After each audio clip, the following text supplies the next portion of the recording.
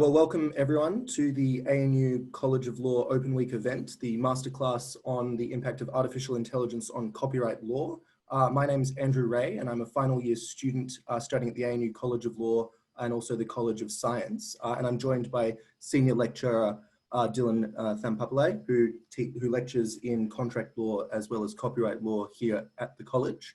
And I'd just like to begin by acknowledging the traditional owners of the land on which we're meeting today. And pay my respects and also Dylan's respects to the elders past, present and emerging. So Dylan, what is copyright law in Australia? That's a really good question, Andrew. If I recall correctly, I might have taught you copyright, is that right? Look, according to my transcript, that is correct. And just that is correct. For everyone at home, I definitely passed that course with flying colours. So he's going to pose this one over to me. Yeah.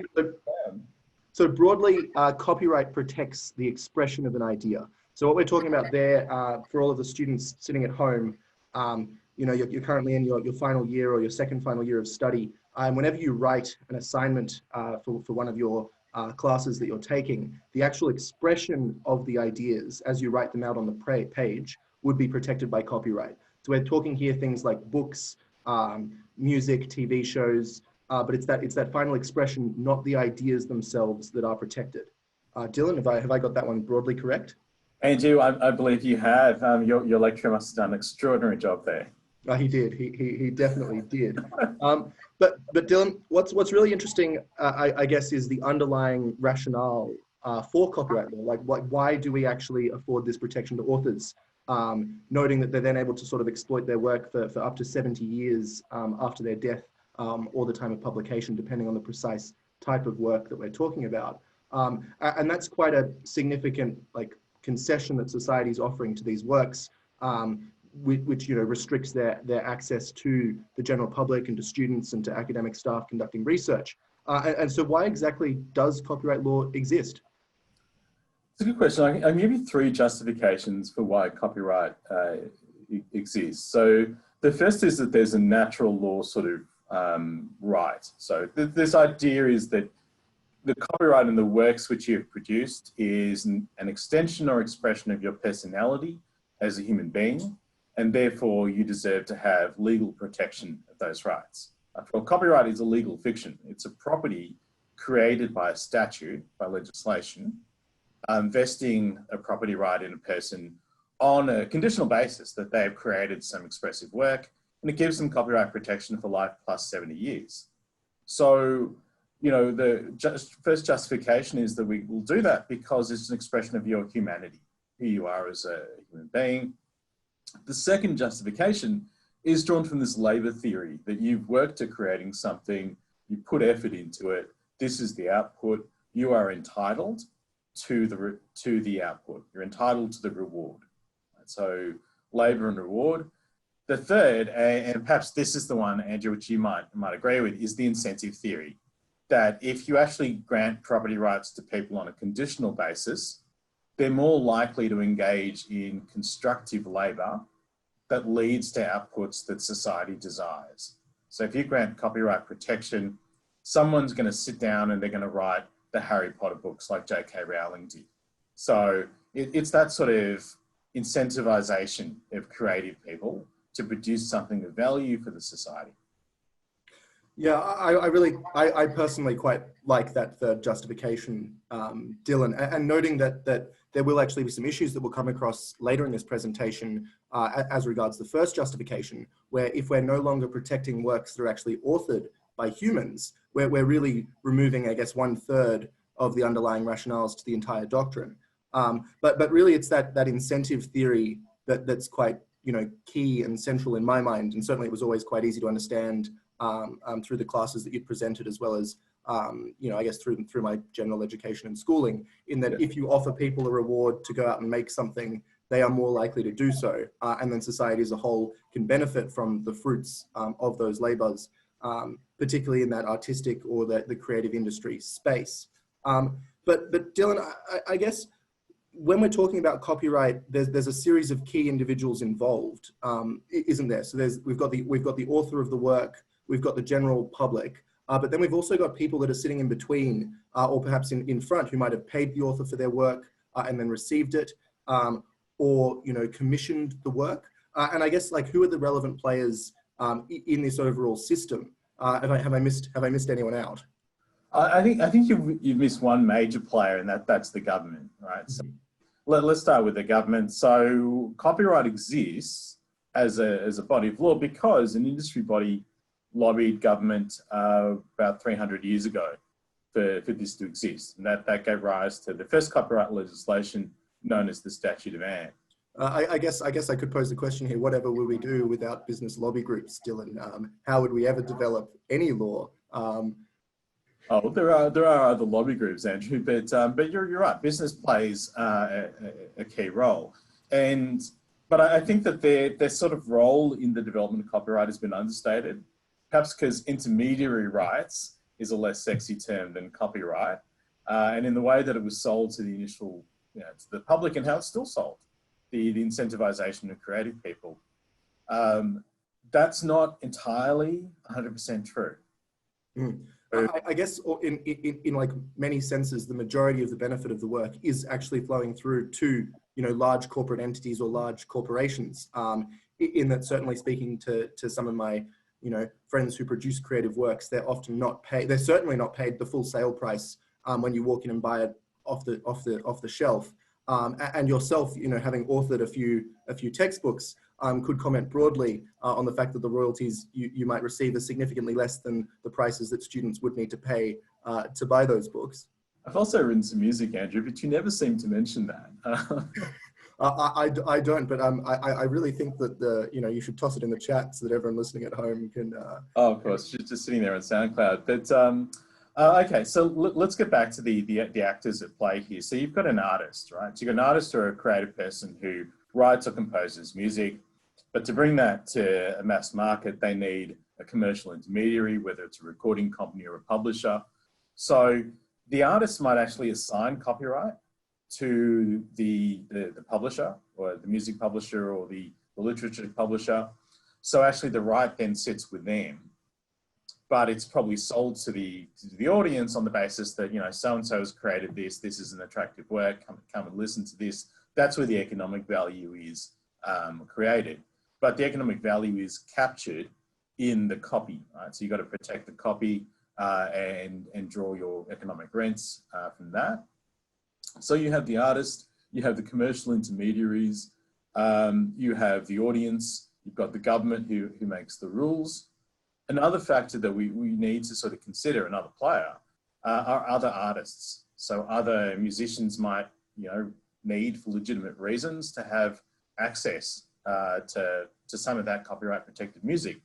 Take the Two Live Crew case, Campbell v. Cuff Rose.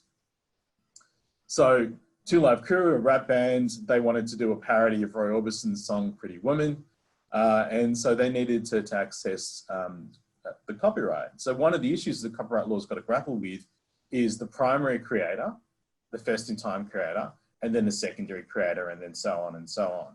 So you've actually got to consider issues in the long term. So not just point in time, but what happens in this entire field moving forward. So yeah, broadly, Dylan, we could potentially end up in a situation where everything that we could possibly think of or to create has already been copyrighted. And then there'd be an inability for anyone to sort of gain copyright going forward to exploit their work. But more broadly, there'd also be like significant constraints on artists being able to create things. Is that the point? I'd agree with that. And I think perhaps, let's not jump ahead, it is one of the issues that will come up with artificial intelligence. Yeah, we shouldn't jump ahead too far. But broadly, the issues of the impact of AI on the copyright field are in some sense similar to the impacts of artificial intelligence in other areas of the workforce. And certainly as, a graduate coming into the space, the headline of, AI is threatening to take away X group of jobs has certainly been something that's quite regularly reported on. But broadly in the copyright space, what we're talking about here, Dylan, is really the fact that if we afford copyright protections to works authored by artificial intelligence programs or algorithms, and they're able to create works significantly faster than human authors can, the risk is that they're going to come into the creative space and be able to make works very quickly and very cheaply, and then sort of, I guess, push the artists out of their own space that they created and they lobbied for extensively. But is there a broader significance here? I think the issue that you've raised, there are a couple of issues sitting there. Let's just work through at least one or two of those. So the first issue in a copyright sense is that this area exists and is seen as being attractive because it protects creators. So a creative person can make a living off of copyright. I mean, by assistance of copyright protection. Take the author Tara Moss. Right? So she writes mystery novels. There's a reading public that obviously is quite loyal, and she earns enough money off of that to support herself. So the publishing house makes money, but so too does the author. And so from that perspective, the law is attractive because it allows those sorts of people to survive and to thrive. Now, the danger with AI, I suppose, is that it's a labor replacing tool. So the issue that comes up here in the copyright comes up a bit later on in terms of the broader economy is that it's going to take away some jobs, and that's necessarily what's going to happen whenever new technology comes along that is essentially labor saving. There is a further concern, which I think you just touched on, that actually AI is hyper-productive. So you and I are probably effective in the workplace 8 or 9 hours a day. We're probably there 12 or 13. So, you know, you can only be a human being can only be so productive each day. But AI doesn't need meal breaks. It doesn't need to sleep. It can also generally work significantly faster than a human can. I know that, for example, over in the United States, a copyright lawyer and an academic actually created a AI program that they claim has actually generated every individual sequence of music possible to create, and have then gifted the copyright over those bars to the music public in attempts to prevent a commercial entity from doing something similar. Now, in the US sense, that might be possible, but as we'll talk about a little bit later, such an approach may or may not work in Australia under the current law.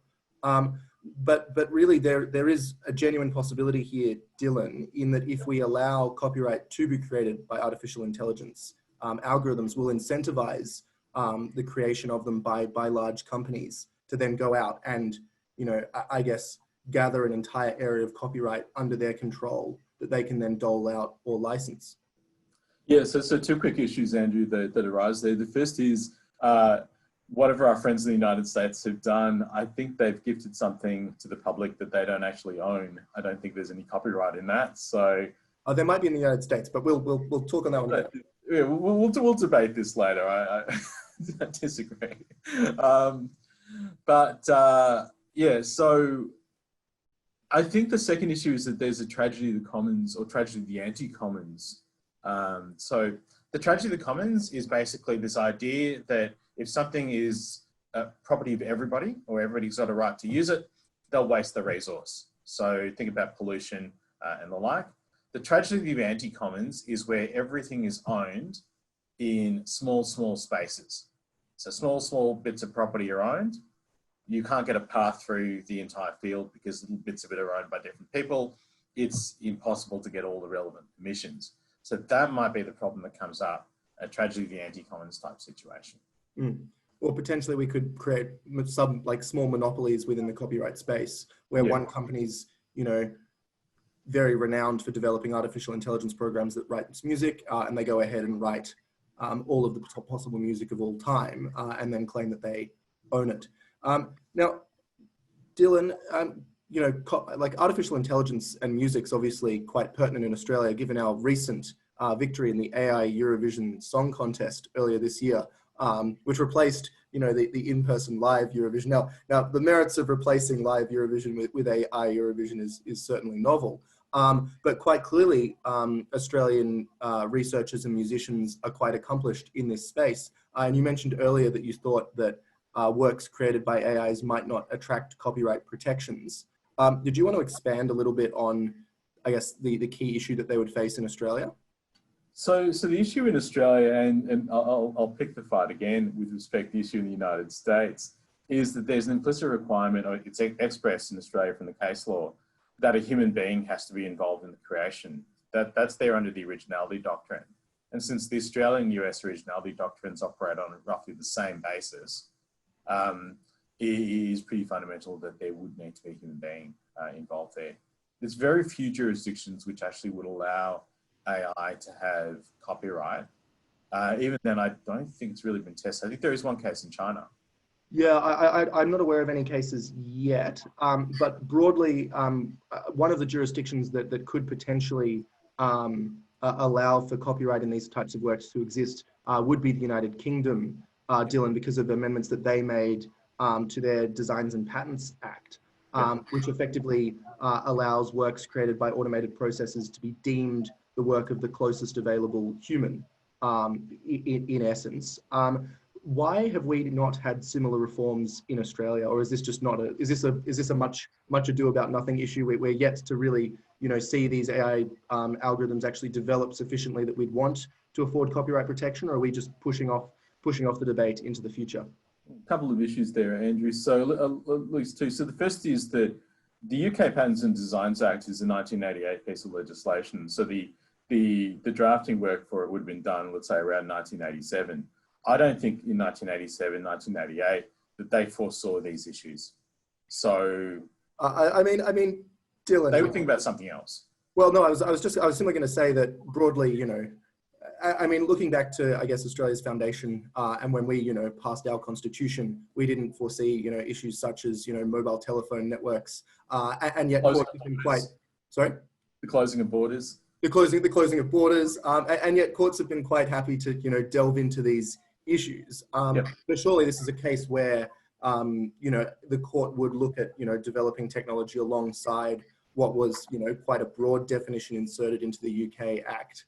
No, I'm not a constitutional law expert, but and I'm a little skeptical of the living tree analysis of constitutional law. But I thought, perhaps from my readings of Justice Kirby, the constitutions are meant to live and grow. But ordinary statutes, I don't think, are quite the same thing. They should have a meaning that is fixed in time. So perhaps I'm being a bit of a legalist when I say that, but I would have thought the meaning at 1988 and the parameters of that is what that law is. It can be adapted to new situations, that is true, but you can't change its actual meaning from the time it was enacted.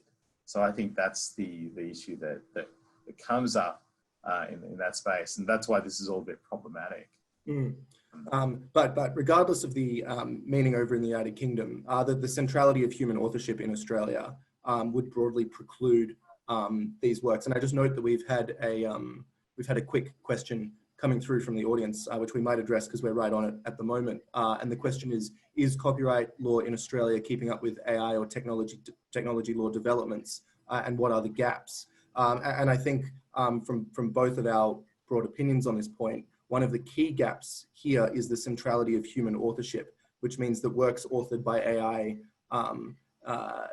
or technology more broadly actually would not be afforded copyright protection in Australia at all.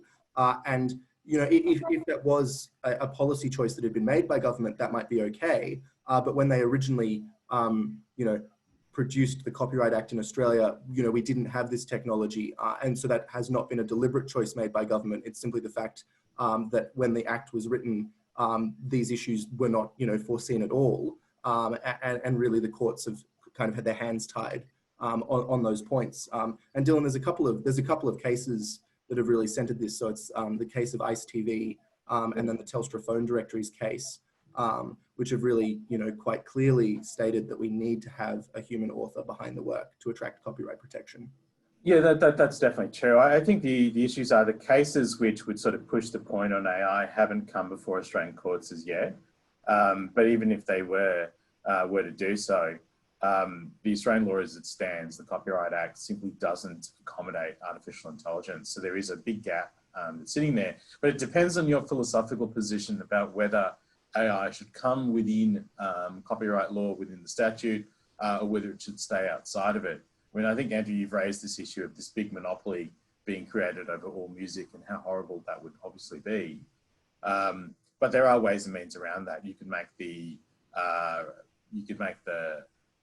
copyright very thin, as in just bring it down to an absolutely bare right that there be no exact duplication of the original work, which means that even if I've heard your stuff and I go and compose something else, wouldn't be infringement.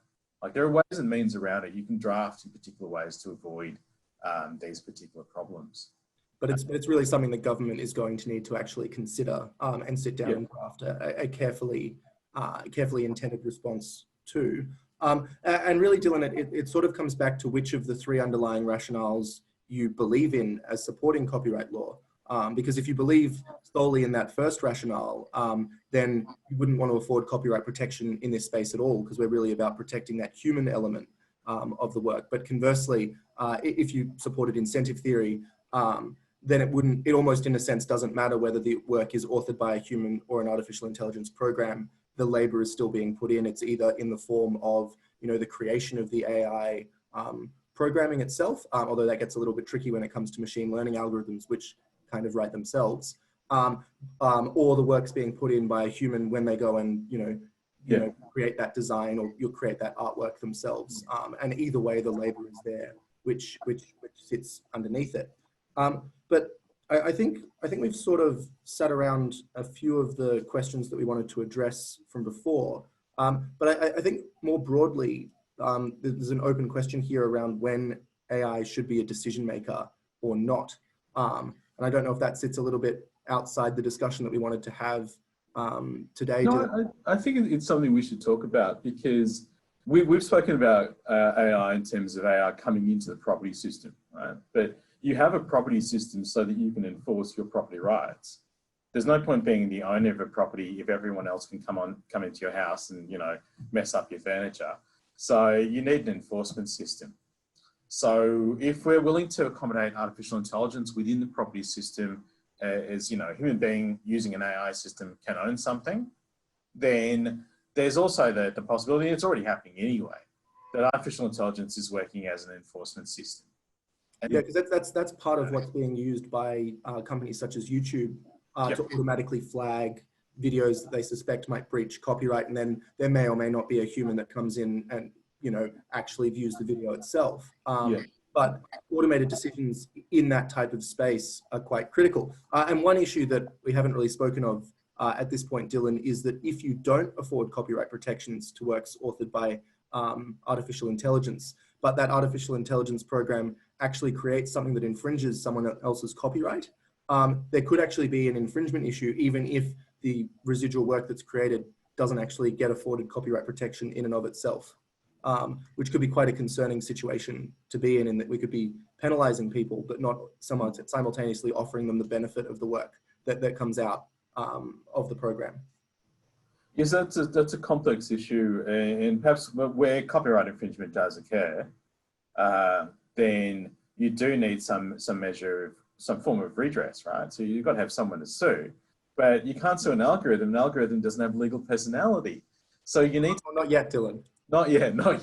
We need to attribute the actions of the algorithm to a human being. So do we use a causation theory? You started this, you've got the ball rolling here, therefore you're liable. Or do we use a proximity theory? Or perhaps even an agency theory? The algorithm is your agent for this purpose, therefore you've got liability. The agency theory could line up quite well with the principle of human authorship, Dylan. In that broadly, if Dylan, for example, contracted me to produce a painting and I was acting as his agent, now this would be a terrible idea. I have no artistic talent, but Dylan could foolishly decide that he wanted, a work that I drew to hang up on his office wall. But were that to occur, in certain circumstances, it's possible that the copyright would vest directly in you, as the person that's commissioned the work. And in a similar vein, we could apply the same logic to artificial intelligence. Could we? We could actually run that one. I like the agency theory. I like the causation theory because, realistically, if you are going to include artificial intelligence within the copyright system, it can't be on the basis that the AI becomes the owner of the work and therefore entitled to the economic rents, because that doesn't work. Because ultimately you need to be able to, as a government, tax and redistribute. I mean, that is, I mean, you got to remember, this is a commercial area of law. Money is made here. Governments need to tax because they need to be able to redistribute money. And if you're going to disenfranchise one group of stakeholders, you need some sort of method or means of economic redistribution. So you need to capture the wealth in some way. And that you also need to be able to, you know, put this right in someone that can actually be sued. In that, you know, individuals might want to be coming after the proceeds from copyright works, particularly where they're alleging that they've infringed on their own copyright. And if we're giving those to, as we discussed, artificial intelligence algorithms are not persons yet. And so you've got the secondary issue here as well. I guess, can we answer the question about what is the space going to look like? I think one thing that you almost touched on but didn't quite is what would happen if we actually did give the works to artificial intelligence algorithms, but at the same time gave them legal personhood, you know, gave the government the ability to tax them, you know, let them all form collective, you know, unions and collectively bargain. We could end up in quite a terrifying end game out of a science fiction movie. You've been watching Battlestar Galactica again, haven't you? Far too much. Far too many. Okay, please stop that. that's not good. Look, I think that's a dystopian type of scenario of AI having legal personality and basically operating as sentient beings. I think technologically speaking, we're a long way away from that. Even if you did have technologies like the Jill Watson technology, like the bot at Golden Gate University, which could answer questions on a tutorial forum, you could only do so within strict parameters. So we're a long way away from AI as like a, you know, like a Cylon from Battlestar Galactica. That's not going to happen for quite some time. Let's leave that problem for like another 100, 200 years. We might put a pause on that one broadly.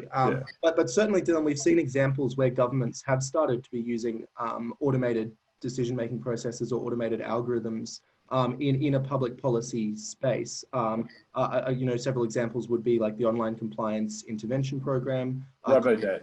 Commonly referred to as robo-debt by commentators, but not officially referred to that way by government. But other examples would include, in fact, decisions made under the Migration Act regarding visa approvals visa approval decisions and refugee approval decisions as well. And in leaked government documents that were included in a submission made to a parliamentary inquiry by the Public Sector Union, the Australian government's actually targeting 90% of the decisions made under the Migration Act being automated within the next 5 years. So we are in a real situation where, you know, governments are starting to use automated processes and AI algorithms to be doing more and more. And in the private space, we'd probably expect that trend to continue. So do we need to amend the Copyright Act in Australia? Is this something that we need to resolve in the next 5, 10 years? Noting that, you know, arguably the song that was created that won the Eurovision Song Contest this year actually doesn't have copyright in Australia. So Andrew, I think one of the issues you're raising in the decision-making space is around AI and ethics, which is a well sort of traveled terrain. But there's clearly an issue here. RoboDebt showed it up. Migration probably will show it up. That AI decision-making systems don't treat vulnerable people in ways that are fair. And in fact, that there's a real design problem in that bias can creep into the AI system. So AI is not biased itself, but if the human operator, human designer is biased, their biases deliberately or unconsciously will creep into the system. And then you'll have really adverse outcomes later on. So the Jill Watson technology, for example, was perfectly fine in engaging with male students on the forum, mostly fine dealing with female students, but it absolutely could not handle a query from a pregnant student because it was in an engineering course, 90% of the students were male. And then when it had to deal with the one female student who was pregnant, it didn't have the data to base a decision on. And so this is the issue, that if it's basically a data type situation, which is how AI decision-making systems work, if there's a lot of data, they can function properly. If it's a unique problem, something that's out of the data set, then it's not going to be effective. And I think that's why we're seeing problems in the migration system. We saw issues in the robo-debt system as well. And so that's not great. We need a lot of safeguards. Maybe we need to put safeguards, Andrew, into the Copyright Act. Yeah, I was going to say, Dylan, it's not just the bias of the authors or the programmers behind the algorithms. It's actually bias in the underlying data itself. So there have been a further example that you could point to is the use of automated policing over in the United States, which suggested particular areas or neighborhoods that should be targeted for additional policing programs. And what was happening is that police were being sent into low SES background areas, or areas that were particularly with that had significant African American populations or migrant populations generally, because that was where historically police officers had actually gone to make targeted arrests, which meant that the entire automated system had been built on racist data, and that actually became a self-perpetuating mechanism in that all of the arrests in a particular year fell within particular suburbs and postcodes, which were then more further targeted in future years. And so we've got like broader issues at play when it comes to these automated processes. And I think that issue of safeguards into the being put into the Copyright Act alongside affording copyright protections is a good one. And I think you mentioned earlier offering a weaker protection for copyright systems, potentially putting something in about what occurs where AI actually infringes someone's copyright in the nature of creating work, because obviously quite a common way that an AI system could work is by scanning the internet for 1,000 images using particular search criteria and then compiling them together. But in doing that, it might use too much from one particular image such that it could infringe on that copyright. But really, we've got a whole bunch of questions that I think we've posed here, but really it's a matter for legislative reform by government at this point, Dylan. Yes. Yeah. Ideally with, consultation upon, experts, both within, a legal policy space, but also in sort of with like technological background and background in terms of creating, AI works themselves. You wouldn't happen to be a member of a law reform and social justice hub by any chance, Andrew? I would perhaps be a member of the ANU Law Reform and Social Justice Research Hub that authors a significant number of submissions to parliamentary inquiries, Dylan. But we've not made any submissions on this particular point. Okay. I'm sure Parliament looks forward to receiving your submission in due course, Andrew. I certainly hope so. Now I think we've got a few questions that we might want to go through and resolve before we run out of time. So some interesting questions there. So Andrew, you might be better placed to handle this. Is law at ANU known for teaching IP law? Is it only Australian based or international law as well? Is copyright and IP offered as a course for postgraduates? Well, we've got three very quick questions there. We've got the copyright lecturer in the room here, but Dylan does a very good job of covering intellectual property. It's taught at both an undergraduate and a postgraduate level, and that's that's in terms of both LLB honours students, JD students, and postgraduate master's students. And the ANU also offers research supervision for PhD students operating in that area.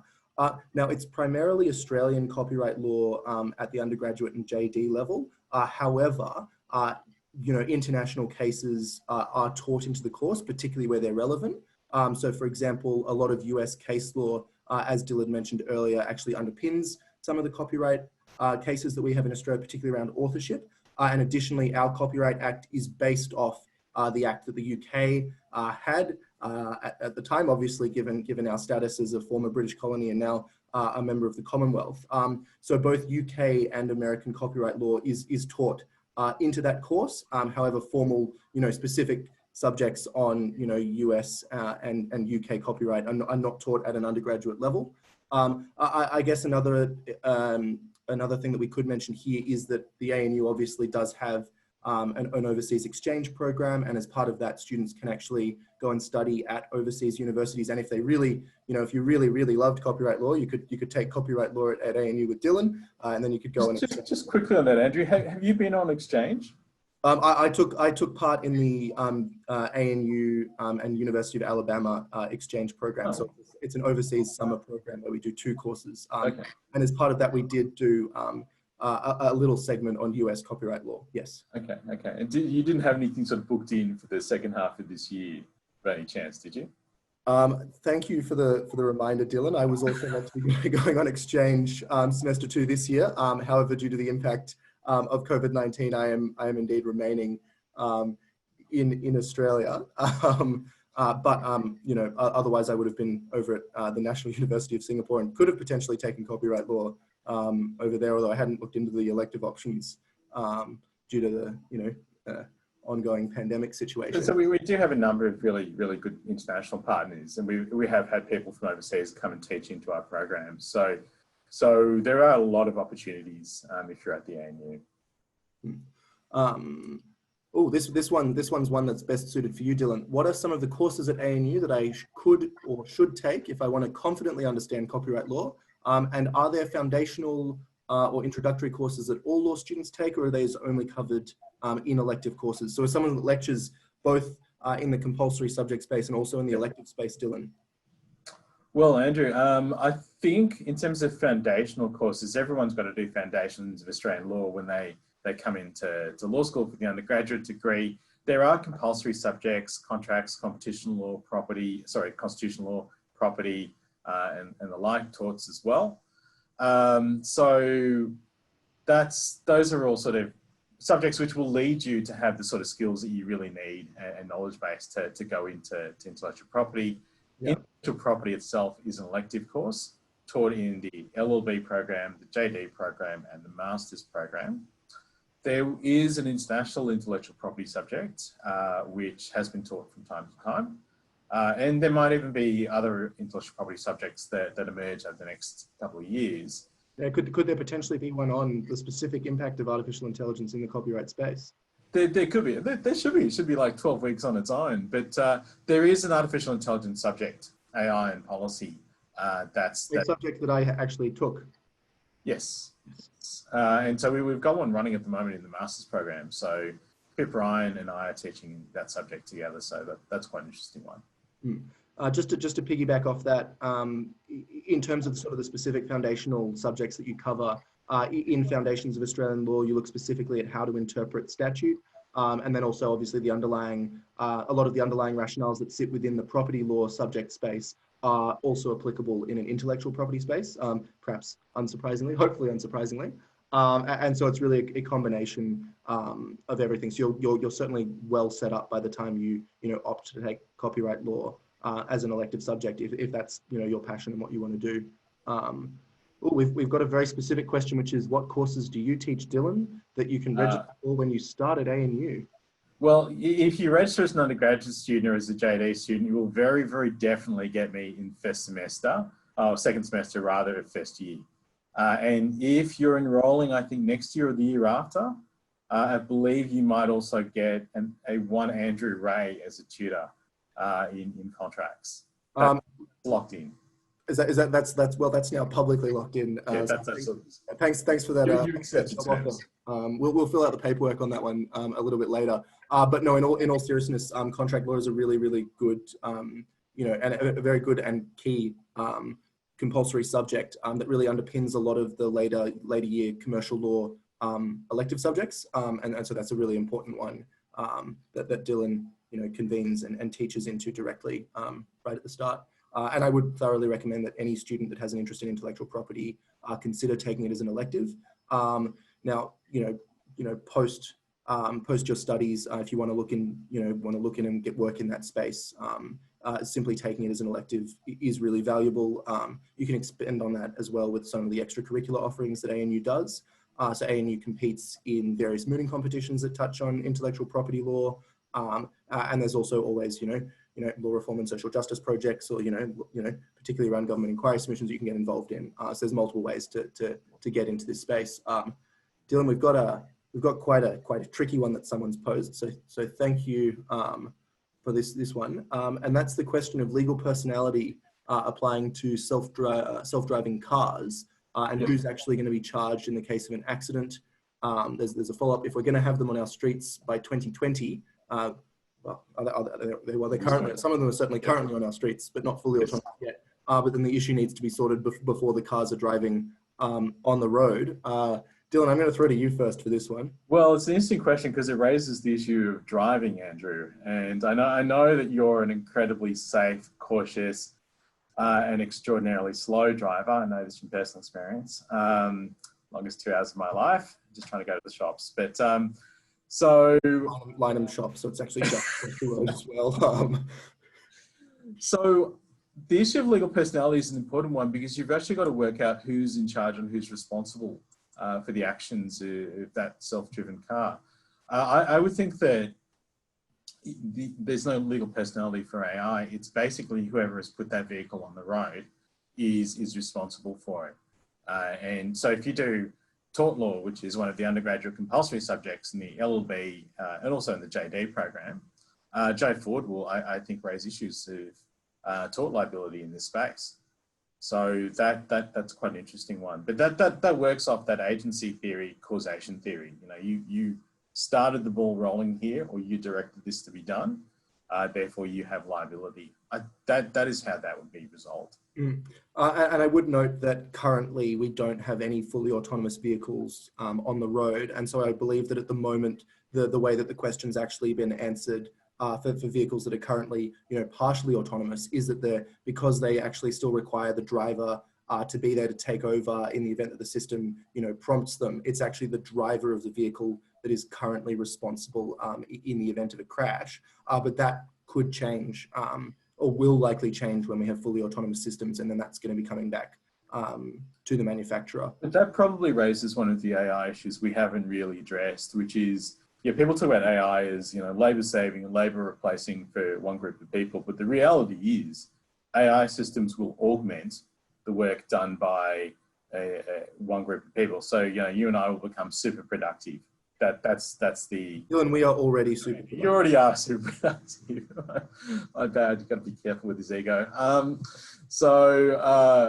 It will be basically a major boon for a particular group of workers. So you'll have some people who are then very productive, and then other people who are then sort of shut out of work. And we don't really know how that's all going to play. But we can see that sort of starting to creep in a couple of areas, and it comes up in the automatic driving issue. So the AI system is sitting there in your car, and it won't overtake you. But as it stands, I mean, I just brought a Mazda 3 about a month ago, and it does have a control that if you go near a boundary, a marked line on the road, it will just sort of gently nudge you back to the centre. So, a feature that I'm sure you're well aware of, Dylan. Shots fired. So that is very possible.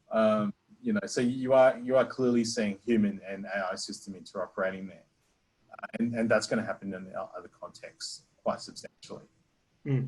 Yeah.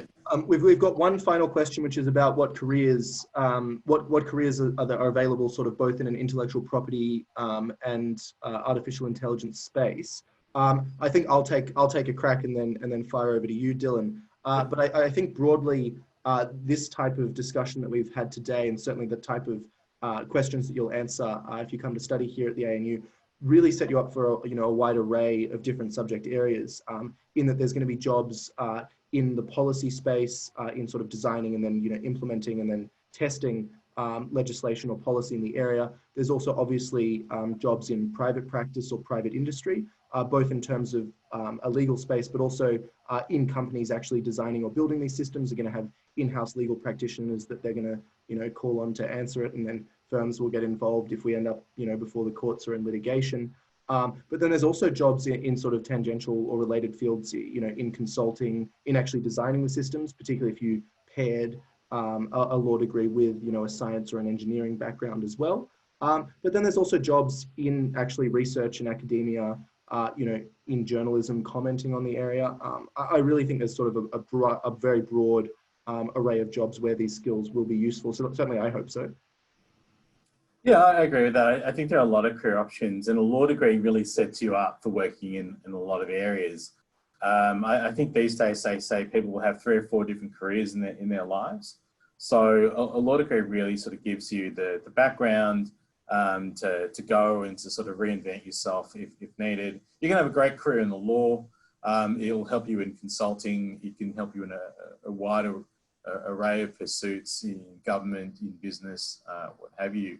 And I think our undergraduate degree is primarily combined degrees. So, you know, arts law, economics law, science law. So many different things that you can go and do. And for JD students as well, most of the JD students who come into the law school have had some degree or some training before. And law really just sort of adds and just opens up new possibilities for them career-wise. Fantastic. Well, I think that is all we have time for, but just a final reminder for everyone, you know, listening at home, to be sure to check out the other College of Law virtual open week sessions, as well as the general, you know, ANU open week sessions. And also you can book an appointment to chat to anyone in the student administration team if you've got any, you know, follow-up questions. And you can also, and thank you, that we've flicked it through the chat, and you can send through any questions you have to inquiries.law@anu.edu.au. But thank you very much for everyone for joining us today, and all the best with the rest of your day and the rest of the week.